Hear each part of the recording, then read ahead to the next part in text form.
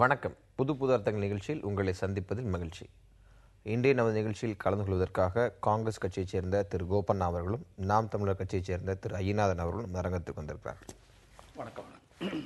இன்றைய நாளுடைய முதல் செய்தியாக விவசாயிகளுக்கான அந்த பயிர் காப்பீடு திட்டம் பழைய திட்டமே அமலில் இருக்கும் அப்படின்னு முதலமைச்சர் ஜெயலலிதா அறிவித்திருக்காங்க.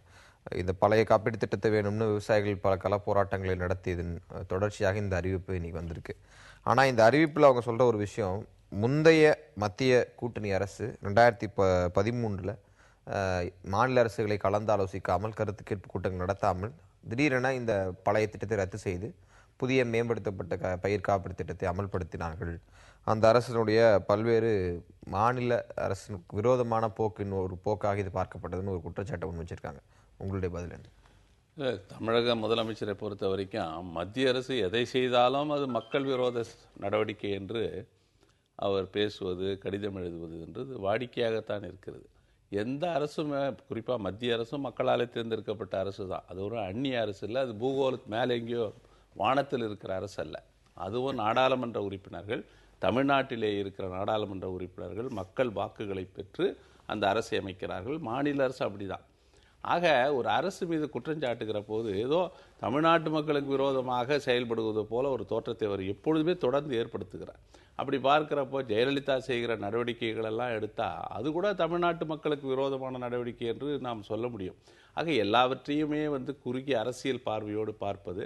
ஆனால் இந்த காப்பீட்டு திட்டத்தை பொறுத்தவரை விவசாயிகள் மத்தியிலே ஒரு எதிர்ப்பு இருக்கிறது, ஒரு அச்சம் இருக்கிறது.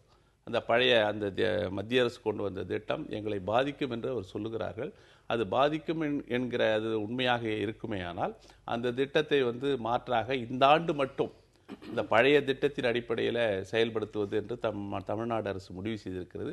புதிய அரசு கடந்த மத்திய அரசு கொண்டு வந்த அந்த காப்பீட்டு திட்டத்தை எப்படி கையாளப் போகிறது என்பதை பொறுத்திருந்து நாம் பார்க்கிறோம். இப்போ திரு கோபண்ணா சொல்றது போன்று இந்த புதிய பழைய காப்பீட்டு திட்டத்தை தொடர்வதற்கான அந்த காலக்கெடு என்பது ஓராண்டு நீட்டித்துக் கொள்ளலாம் அப்படின்னு மத்திய அரசு சொல்லியிருக்கு. அதான் இது என்னுடைய ஆலோசனையை கேட்டு நான் அனுப்பிய கருத்துருவின் அடிப்படையில் எடுக்கப்பட்ட முடிவு அப்படின்னு இவங்க சொல்றாங்க. அப்ப மறைமுகமாக இந்த அரசில் எனக்கான என்னோட வாய்ஸ் அது செல்லுபடி ஆகுது அப்படின்னு அவங்க சொல்ல வராங்களா? ஆமா, நிச்சயமா. இது ரெண்டாவது அவங்க சொல்லியிருக்கக்கூடிய காரணிகள் ரொம்ப முக்கியம். அது என்ன அப்படின்னீங்கன்னா, ஒரு விவசாய காப்பீடு நம்மளே ஒரு காப்பீடு பண்றோம். அதிகபட்சம் பார்த்தீங்கன்னா 1 to 1.5% தான் நம்ம எவ்வளவு இழப்பீடுன்னு நம்ம கேட்குறோமோ, 10 லட்சம் கேட்குறோம் அப்படின்னோம்னா இதுக்கு எவ்வளவுதான் அப்படின்றத சொல்லுவாங்க. இதுல என்ன அப்படின்னீங்கன்னா, ஒரு ஷார்ட் டைம் அடுத்த பயிர் காலத்துக்கான ஒரு காப்பீடு அப்படின்றதுனால இதுல 3.5 விழுக்காடு வரைக்கும் கொடுக்குறாங்க. அதையே கூட எப்படி இருக்க பழைய காப்பீட்டு திட்டத்தில்னா, அவங்களுக்கு விவசாயிகளுக்கு கொடுக்கக்கூடிய இழப்பீட்டு தொகை ஒட்டுமொத்தமா அந்த காப்பீட்டு நிறுவனம் பெற்ற அந்த பிரீமியம் தொகையை விட தாண்டிச்சுன்னா அதை மத்திய மாநில அரசுகள் பகிர்ந்து கொள்வது அப்படின்ற ஒரு நிலை வருது. அப்ப நீங்க பாத்தீங்க அப்படின்னம்னா பழைய காப்பீட்டு திட்டம் மிகப்பெரிய அளவிற்கு அதுலேயும் குறை இருக்கு, அதையும் இவங்க சுட்டி காட்டுறாங்க. அது விவசாயிகளுக்கு பயனளிக்குது. இப்போ என்னன்னீங்கன்னா, பிரீமியம் தொகை பாருங்க, 6,500 ரூபாய்க்கு விவசாயி கட்ட வேண்டிய தொகை பாத்தீங்கன்னா கிட்டத்தட்ட 837 ரூபாய். இப்ப இவ்வளவு பெரிய பிரீமியம் தொகை ஃபர்ஸ்ட் இருக்கக்கூடாது. அது முதல்ல தப்பு. ரெண்டாவது விஷயம், மத்திய அரசு என்ன பண்ணுது நம்ம காங்கிரஸ் அரசு, அது விவசாயிகளுக்கு ஆணையமாக இருந்தாலும் சரி, இந்த மாதிரி பயிர் காப்பீடு போன்ற இதில் தரக்கூடிய தன் பங்கா இருந்தாலும் சரி, இதை குறைச்சிக்க கொள்ளக்கூடிய இதெல்லாம் பிஸ்கல் டிசிப்ளின், நிதியை ஒழிப்பு அப்படின்னு சொல்லிட்டு அந்த அடிப்படையில் இவங்க எல்லாத்தையுமே பண்ணிட்டு வராங்க. அது தவறுன்றதை இவங்க சுட்டி காட்டுறாங்க. ரெண்டாவது ஒரு முக்கியமான விஷயம் இருக்குங்க. இப்போ சமீபத்தில் கூட பார்த்தீங்கன்னா ஒரு காற்று அடிச்சு ஒரு இடத்துல ஃபுல்லாக அந்த வாழை மரம் எல்லாமே சாஞ்சு போயிடுச்சு. இன்சூரன்ஸ் கேட்டால் அது இன்சூரன்ஸ் கம்பெனி என்ன சொன்னா, உங்கள் பகுதியில் மட்டும் ஏற்பட்டதுக்காக நாங்கள் காப்பீடு தர முடியாது, ஒரு பிற்கா ஃபுல்லாக ஏற்பட்டுச்சுன்னா தான் நாங்கள் அதை கன்சிடர் பண்ணுவோன்றாங்க. இது எப்படி இருக்குது பாருங்க. காற்றுனா ஒரு பகுதியை தேர்ந்தெடுத்தா அடிக்கும், இல்லை அப்படி ஒரு அழிவை ஏற்படுத்தும். இப்படி பார்த்தீங்கன்னா விவசாயிகளுக்கு கூடிய காப்பீட்டை பொறுத்த வரைக்கும் ஒரு சரியான ஒரு வழிகாட்டு நெறிமுறையற்ற ஒரு நிலை நீடிக்கிறது. இதெல்லாம் எப்படி சரி பண்ண முடியும்னா 3 அடிப்படையில். ஒன்று அந்த விவசாயத்துறை, விவசாயிகள். இன்னொன்று மாநில அரசும் மத்திய அரசும் இணைந்து அந்த திட்டத்தை உருவாக்கணும். அப்படி உருவாக்கினா அது சரியா இருக்கும்.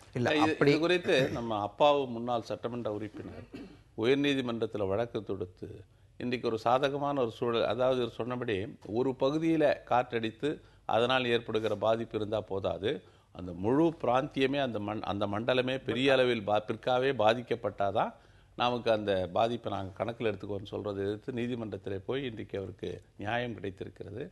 ஆக இது மாதிரி பல குளறுபடிகள் இருக்கத்தான் செய்கிறது. அதெல்லாம் சரி செய்ய வேண்டியது மத்திய மாநில அரசுடைய கடமை. இல்லை, இந்த இடத்துல இப்போ இவங்க முதலமைச்சர் வைத்திருக்கக்கூடிய கோரிக்கைக்கு மத்திய அரசு கொடுத்திருக்கக்கூடிய காலகட்டம் வந்து 1 வருஷம் தான். உடனடியாக பழைய காப்பீடு திட்டத்தை அமல்படுத்தலாம்னோ இல்லை அது கூடுதலான முன்னேற்றங்கள் செய்யலாம்னோ எந்த அறிவிப்பும் வரவில்லை. இந்த 1 வருஷ காலத்திற்கே வந்து இந்த மத்திய அரசுக்கும் தனக்குமான போக்கு இணக்கமாகிவிட்டது, முந்தைய காங்கிரஸ் அரசு விரோதமாகவே செயல்பட்டதுன்னு அவங்க சொல்ற அந்த குற்றச்சாட்டை நீங்க ஏத்துக்கிறீங்களா? நிச்சயமா அதுல ஒன்றும் இருவேறுபட்ட கருத்து இல்லை. மண்ணெண்ணெய் விஷயத்துல இருந்து பல விஷயங்கள் இருக்குது. அதுல உண்மைதான் அது. இப்போ ஒரு விஷயத்தை கேட்ட உடனே வந்துட்டு அந்த அரசு ஒத்துக்கிட்டு சரி நீங்க தொடருங்க அப்படின்னு சொல்லுது இல்ல, கிடப்புல போடல. அது ரொம்ப ஒரு முக்கியமான ஒரு விஷயம். ஐயநாதன் சொல்றது போன்று மண்ணெண்ணெய் ஒதுக்கீடு விவகாரத்தில் ஆரம்பிச்சு NCTCல தொடங்கி பல்வேறு காலகட்டங்கள்ல தமிழக அரசு மட்டுமல்ல பிற மாநில அரசுகளும் ஒரு வகையான மோதல் போக்கோடு மத்திய காங்கிரஸ் அரசு அப்போது அரசோடு இருந்தது அப்படின்றது நம்மளால் பார்க்க முடிந்தது. அதற்கான அடிப்படை என்ன? இல்லை, அதற்கான அடிப்படை ஒன்றும் இல்லை, அரசியல் தான். எல்லா மத்திய அரசு மீது பழியை போடுவது என்பது தொடர்ந்து சில மாநில அரசுகள், குறிப்பாக தமிழ்நாடு அரசு தான், மற்ற மாநில அரசுகள் இப்படியெல்லாம் குற்றம் சாட்டுவது கிடையாது. குறிப்பாக இந்த மானியங்களை பற்றி சொன்னார். மானியங்கள் வந்து ஓராண்டுக்கு 3 லட்சம் கோடி ரூபாய் மத்திய அரசு கொடுக்குது. 1 கிலோ அரிசியில் 23 ரூபா 50 பைசா விலை, கிட்டத்தட்ட 21 ரூபா மத்திய அரசு கொடுக்குது. 3 ரூபா தான் இவங்க கொடுக்குறாங்க. ஆக சர்க்கரையில் பார்த்தீங்கன்னா அதே மாதிரி 19 ரூபா கிட்டத்தட்ட 1 கிலோ சர்க்கரையில் மத்திய அரசு மானியம் கொடுக்குது. ஆக மத்திய அரசு மக்கள் நலன் சார்ந்த அரசு. டாக்டர் மன்மோகன் சிங் அரசு கடந்த 10 ஆண்டுகளாக நிறைய மானியத்தை நிறைய கொடுத்துருக்காங்க. நம்ம இந்திய அரசே வந்துட்டு நலன் சார்ந்த அரசு தான். It is a welfare state. அதனால அது ரெண்டாவது மத்திய அரசு கொடுத்துச்சு. எங்க இருந்து கொடுத்துச்சு? இதே மாநிலங்கள்ல இருக்கக்கூடிய பல்வேறுபட்ட தொழில் மாநில அரசு, மாநிலங்கள்ல இருக்கக்கூடிய தொழிற்சாலைகள், மாநில மக்கள் கொடுக்கக்கூடிய வரிப்பணம், இன்கம் டாக்ஸ், மற்ற விடயங்கள்ல இருந்து கிடைக்கக்கூடிய வருவாயில இருந்து அவங்க கொடுக்குறாங்க. அதனால மத்திய அரசு கொடுத்துச்சு மாநில அரசு கொடுத்துச்சுன்னு பேச வேண்டாம். மக்கள் பணத்தை தான் எடுத்து 2 பேருமே கொடுக்குறாங்க. 3 லட்சம் கோடி விவசாயிகளுக்கு கொடுக்கக்கூடியதை பெருசா சொல்றீங்க. மன்மோகன் சிங் அரசுல வந்துட்டு ஒரு 7-8 ஆண்டு காலத்துல நீங்க பாத்தீங்க அப்படின்னா 36 லட்சம் எடுத்து கார்பரேட் கொடுத்துருக்காங்க. கார்பரேட் அவதூறே கிடையாது, நிரூபிக்கப்பட்ட உண்மை.